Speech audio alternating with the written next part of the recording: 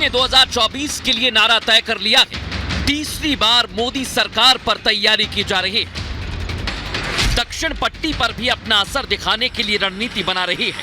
वहीं इंडी गठबंधन में 4 बैठकों के बाद भी आपसी तल्खी खत्म नहीं हो रही। कल इंडी गठबंधन की ऑनलाइन बैठक है और उम्मीद की जा रही है कि नीतीश को संयोजक चुना जा सकता है।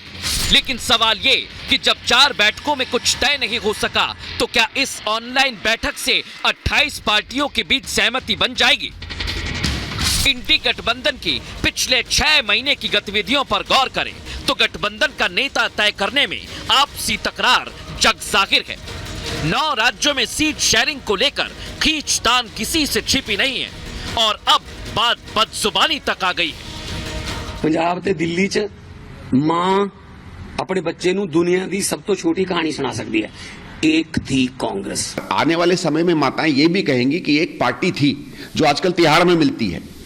ये बता दे कौन सी ऐसी पार्टी है जिसका 40% नेतृत्व जेल में हो और बाकी जाने को तैयार बैठा हो। ये तो सिर्फ बानगी भर है। कांग्रेस के साथ घटक दल लगातार दुर्व्यवहार कर रहे हैं। पहले उद्धव सेना ने झटका देने की कोशिश की, वहीं ममता बनर्जी ने भी कांग्रेस से दूरी बनाने का मन बना लिया।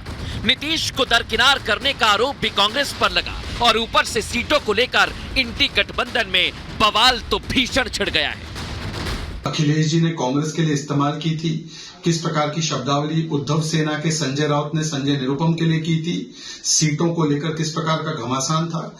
अब तृणमूल कांग्रेस भी कांग्रेस पार्टी को दलाल बुला रही है। सामने अधीर रंजन चौधरी जी कह रहे हैं कि हम अकेले लड़ लेंगे। इससे पहले कुछ दिन तृणमूल कांग्रेस कह रही थी लेफ्ट की औकात क्या है। बंधन है, दरअसल ये केवल और केवल कंफ्यूजन भरा है। इनके पास देश के लिए कोई मिशन नहीं है। जब से इंडिया महागठबंधन की आगाज हुआ है, पूरे देश में लाखों करोड़ों लोग इंडिया महागठबंधन का साथ देने के लिए बढ़ चढ़ के हिस्सा ले रही है। पिछले बार भी चुनाव जो हुआ था जिसमें उनकी बुरी तरीके से हार हुई थी, जो हनुमान जी का जो गदा लेकर के जो चले थे वही गदा उनको लगा था। तो ऐसा ना कि राम जी के जो बेटे हैं लव और कुश, उनका तीर धनुष उन्हीं को लग जाए।